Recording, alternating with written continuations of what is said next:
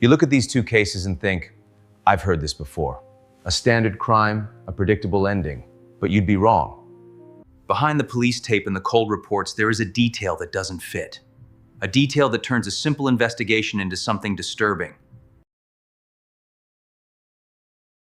Today, we're going beyond the facts. We're going to the place where the truth gets dark.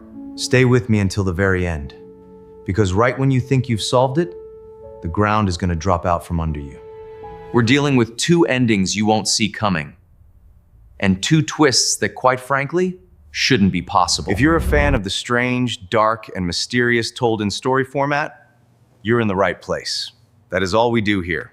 That's for you. Please quietly sabotage the like button. Subscribe and hit all notifications so you never miss a tale. Now, let's get into today's story.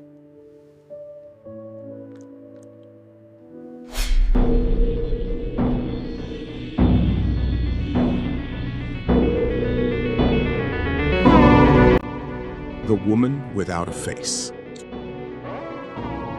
April 25th, 2007, the afternoon. 25-year-old police officer Martin Arnold and his partner Michelle are sitting inside their police cruiser. They are parked in the lot of a public park in Heilbronn, Germany. Just two officers, in their car, in a quiet park. It was their lunch break. Martin sat in the cruiser eating a sandwich, his eyes scanning the area. The park was quiet, mostly empty, as you'd expect on a weekday afternoon. Heilbronn, a medium-sized city in southern Germany where usually nothing major happened. It was a safe place.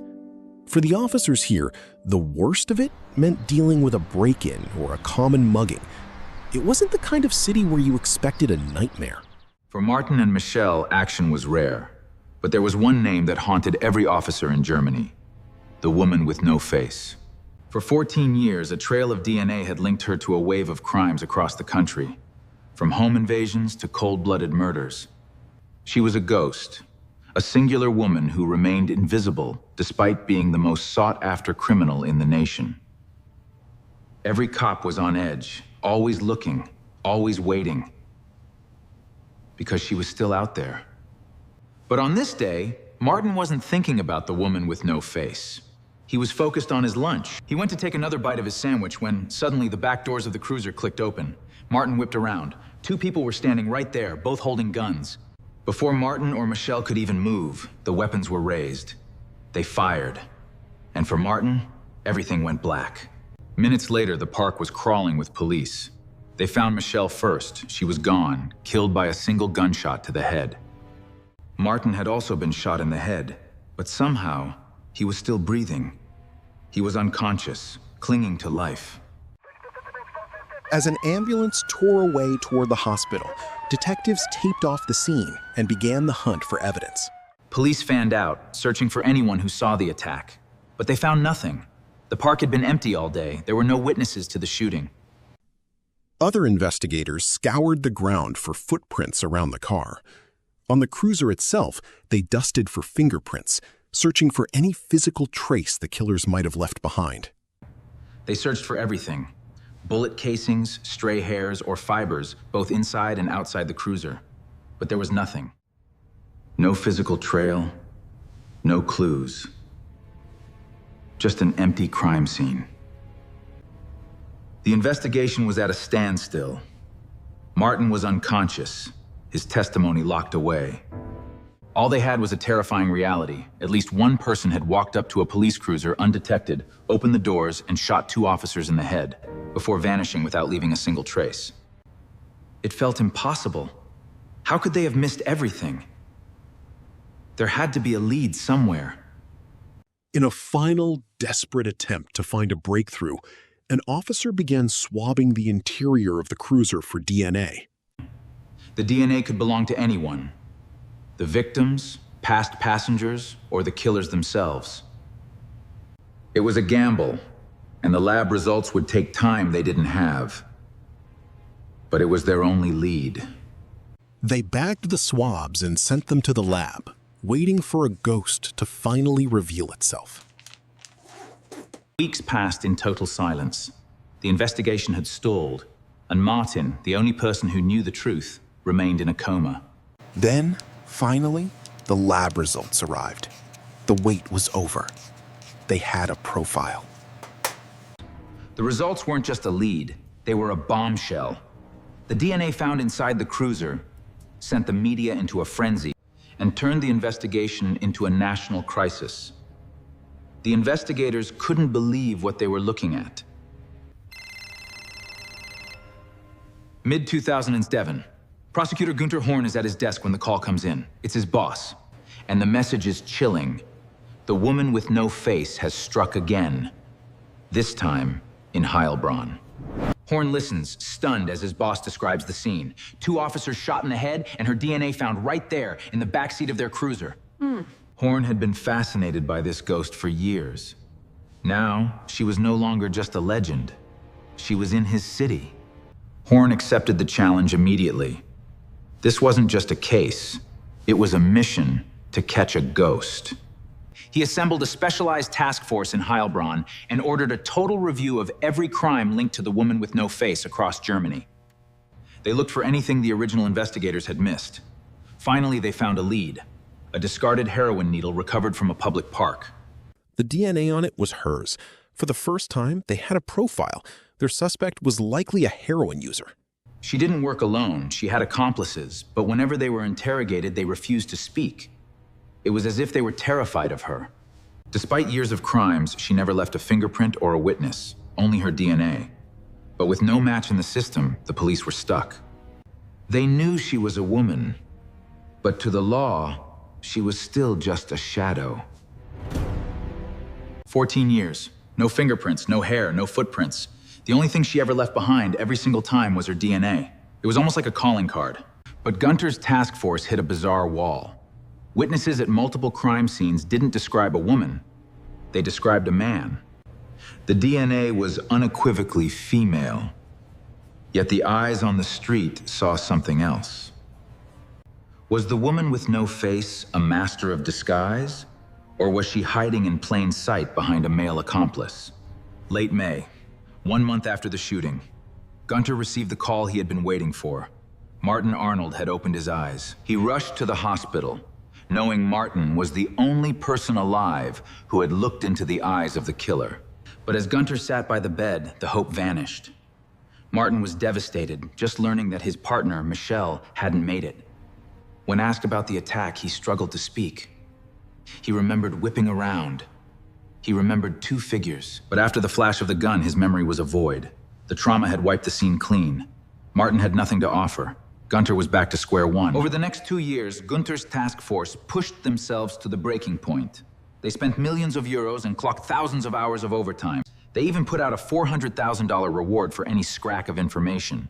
But it was all for nothing. While the police struggled, the woman with no face was busy. She struck at least 6 more times. More break-ins, another robbery, and another cold-blooded murder. The ghost was no longer just a local nightmare. She was crossing borders, and she wasn't slowing down.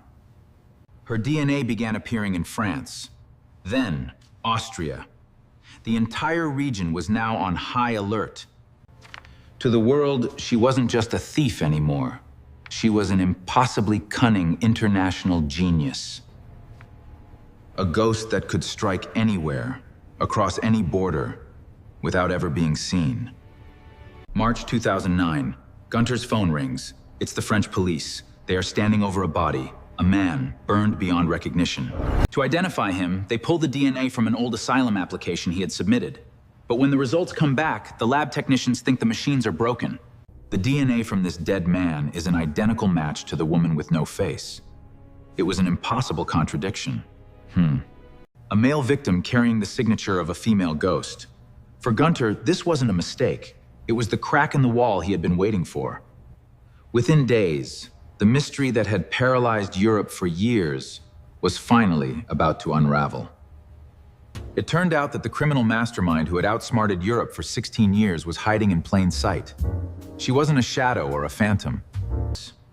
To everyone who knew her, she was just an ordinary, normal person. No one, not her neighbors, not her friends, ever suspected that this woman was responsible for 16 years of terror and at least 4 murders. The most sought-after criminal in the country looked exactly like everyone else. By day, she was a ghost in plain sight. An ordinary young woman working in a factory in southern Germany. No criminal record, no suspicious behavior. Just a normal life. But the French police had stumbled upon something that defied the laws of biology. They had taken fingerprints from a male asylum seeker, but the DNA living on those prints belonged to her. It was a physical impossibility. A man's touch was screaming a woman's identity. Gunter stared at the report, realizing that the woman with no face wasn't a criminal genius after all. The truth was something far more bizarre. Gunter's team dug into her life, searching for the moment she became a monster. Instead, they found the most humiliating mistake in the history of forensics. It wasn't that she was a genius, it was her job. Every day, this woman sat on a factory assembly line, her hands moving over the machinery. And the product she was helping to manufacture? The sterile cotton swabs used by police across Europe to collect DNA evidence. The woman with no face wasn't a serial killer, a robber, or a mastermind. She was a factory worker who had accidentally touched the swabs before they were even packaged. For 16 years, the police hadn't been chasing a phantom. They had been chasing their own contaminated equipment. Every single shift, she touched thousands of them. Her DNA was transferred accidentally to swab after swab. The international mastermind? She didn't exist. The cunning serial killer? Mistake. There was no ghost to catch, only a pile of contaminated cotton. For nearly 2 decades, the police had burned through millions of euros and thousands of hours, chasing a phantom that was born on a factory assembly line. The truth eventually surfaced. Martin and Michelle weren't victims of a mastermind. They had been shot by members of a neo-Nazi cell. But for many of the other murders, the trail had gone cold. Because the police spent nearly 2 decades chasing a phantom, the real killers were long gone. Today, the case of the woman with no face remains the single greatest embarrassment in the history of German law enforcement. The afternoon, May 2nd, 1930, in a village called Bongmyeon, South Korea, a middle-aged woman named Kim Soo-jin walks through the door of a farmhouse. She'd been out in the fields all day, exhausted. She had only one thing on her mind: a drink of water and a place to finally sit down and rest. Before she could take a sip, a knock echoed through the house. The exhaustion vanished instantly. She stood up, certain it was her 16-year-old son, Bak Chong-soo, finally coming home. It was just the two of them. They were struggling, barely growing enough to eat. To survive, her son had taken a full-time job at an inn and spent his spare time doing odd jobs in the village just for extra cash. In 1930, there were no phones and no way to send word. He often went straight from the inn to his odd jobs. Leaving his mother to wait and wonder. But this time was different. It had been 6 days since she'd seen him. He had disappeared before, but never for this long. For Soo-jin, the silence was becoming unbearable. She convinced herself he'd found a live-in job, a great opportunity he couldn't pass up. He would be home any minute. Hearing the knock, she rushed to the door and swung it open, a smile already on her face. But it froze instantly. Standing there wasn't her son. It was 2 police officers. The officers asked a single question. Did she know of any missing teenage boys? Soo-jin mentioned her son. He was 16. He'd been gone for a week, but she insisted he wasn't missing. He was just working. He'd be home soon. But as she spoke, the officer's expressions shifted to pity. They told her they were so sorry, but they were nearly certain her son had been murdered. Soo-jin stood frozen as the details came out. A boy's body had been found on a nearby mountain. He had been beaten and strangled. For days, the police had scoured the village, checking every home and every name. They had accounted for everyone except one person. Her son was the only teenager missing. Soo-jin refused to believe it. Her son was a good kid. He worked hard and stayed out of trouble. Why would anyone want him dead? She told them they were wrong, that it had to be a mistake. But the police didn't move. They had only one response. She needed to come to the hospital morgue and identify the body. She walked down the hospital halls, whispering the same words over and over. It's a mistake. It's a mistake. Then she entered the morgue. The denial shattered. On the table lay her son, bruised, broken, and already claimed by decay. But as Sujin stared through her tears at the nightmare before her, she noticed something that didn't fit. She turned to the officers, her voice trembling. "This is my son," she said, "but these are not his clothes." In that moment, a strange feeling took hold of her.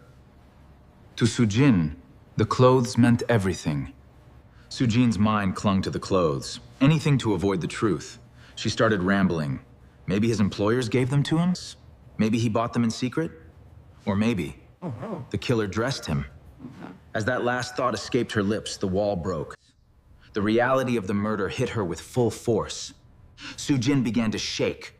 Her knees buckled, and she collapsed onto the morgue floor, lost in a scream of pure agony. A week of silence passed. Sujin sat alone in her farmhouse, trapped in a daze of grief. Then she saw them. The police were coming back. She didn't wait. She rushed outside to meet them. "Do you have news?" she asked. The officers looked at her, their faces grim. They didn't answer her question. They only said, "You're going to want to sit down for this." The police had the killers. 2 co-workers from the inn, a young man and a woman, had already signed full confessions. It started with a secret. The woman was having an affair and planning to run away with another man. Chong-Su found out and told the wrong person. Furious and seeking revenge, she and her accomplice lured him into the mountains under the guise of gathering wild vegetables. But there were no vegetables. It was a trap. They beat him, they strangled him, and they left him there. It had all happened the very first night he left the farmhouse. For 6 days, Sujin had held on to hope. But the truth was, her son had never found a new job. He had been dead on that mountain from the very first night. The police were satisfied, the killers were behind bars. But Sujin had one lingering question. The clothes. Why was he wearing someone else's garments? The officers shook their heads. To them, it was a meaningless detail. They told her it wasn't relevant. Sujin didn't argue. She sat in the silence of her farmhouse, relieved that the monsters were caught, but still haunted by the one piece of the puzzle that didn't fit. The burial was over, but the piece never came. Night after night, the nightmares returned. Sujin became convinced her son was haunting her. She stopped eating. She stopped sleeping. Her farm rotted, and the fields went wild. She was fading away, trapped between a waking grief and a terrifying dream world. She felt like she was dying, and she was terrified of what her son was trying to tell her. October 18th, 1931. 6 months since the murder. Sujin bolts awake from another nightmare, but this time she isn't alone. A shadowy figure is standing at the foot of her bed. She doesn't scream. She's certain it's her son's ghost. Tears filling her eyes, she whispers to the darkness, telling him she loves him, but begging him to finally rest. Sujin didn't know what to expect, but she never expected the shadow to open its mouth. It spoke, and the words it said changed everything. The shadow spoke 4 words: "I am not dead." Chong-Su hadn't died on that mountain. He had been beaten and strangled, but after the attackers left, he opened his eyes. Terrified they would return to finish the job, he fled. For 6 months, he lived as a wanderer in distant towns, never daring to send word home. The body on the mountain was a tragic coincidence. A different boy, killed in the same area, whose face had been erased by time and decay. Sujin had seen what her grief expected to see. The attackers had confessed because they believed they were murderers. They had no idea their victim had survived. Sujin's instinct about the clothes was finally answered. It wasn't her son in that grave. Her son was standing right in front of her. The law had a problem. You can't convict someone of a murder where the victim is still breathing. The murder charges were dropped. The attackers served only a year for assault before walking free. As for the boy on the mountain, he was buried in an unmarked grave, his name a mystery, and his story untold. And today, even with the power of DNA, we can't identify him. His grave has been lost to time, swallowed by the earth. He remains a ghost, buried in a place no one can find.